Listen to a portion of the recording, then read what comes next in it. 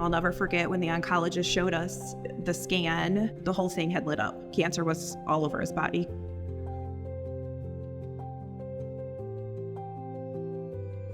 Hudson was having pain in his body, like chest pains, abdominal pains, and we're on vacation and it just wasn't getting any better. He just felt miserable.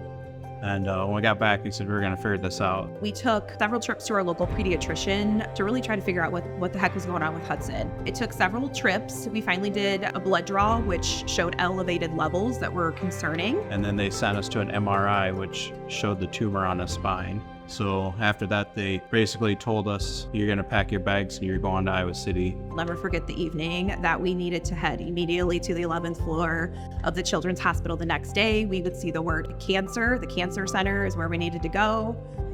Devastation, right? Like, we had no idea what our journey looked like from there. He was a trooper through all of it. I mean, he went through such agony going through that treatment and never complained once.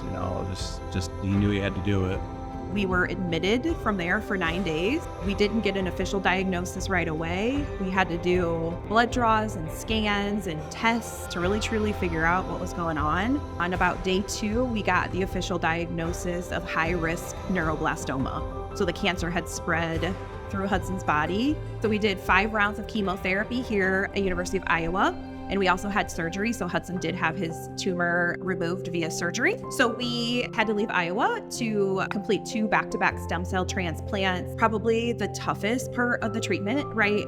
Very, very hard on Hudson's body. The high-dose chemo that came with that transplant was just super, super tough. And so, once we finished that treatment, after being in the hospital for 55 days, we came back to the University of Iowa for additional treatment. After that, we started our immunotherapy treatment. So 6 rounds of immunotherapy. So then we were done with treatment and we had our last end of treatment scan in November of 22. And that scan came back showing no sign of disease, which was a wonderful thing. I mean, having this hospital in the state of Iowa so close to home, the doctors, the nurses, all of the staff are just so caring, go out of their way to meet your needs. And we consider them a part of our extended family.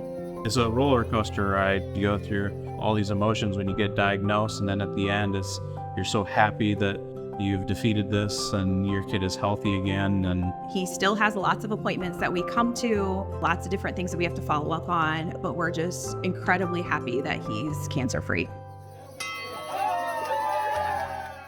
Hudson is a very kind soul. Kind of feel like he's an old soul. He just loves to be around people. He loves talking to people. Hudson is a very caring, compassionate. He is very strong-willed. He loves to go fishing.